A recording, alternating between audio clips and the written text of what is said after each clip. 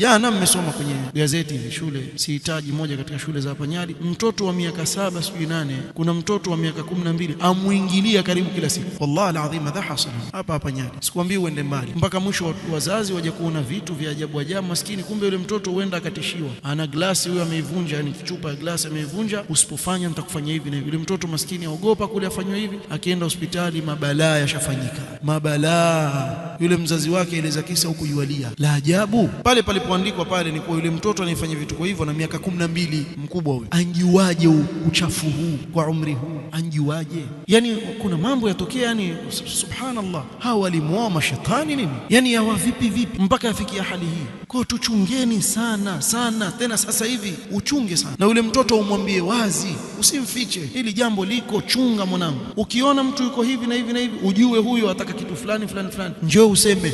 Na akija akikwambia nenda litumikie lile jambo, lifanyie kazi, sio mwambie njoo useme wampuuza mtoto. Msikilize kabla halijakuja janga ambalo wewe ukajuta. Sallallahu alaihi wasallam.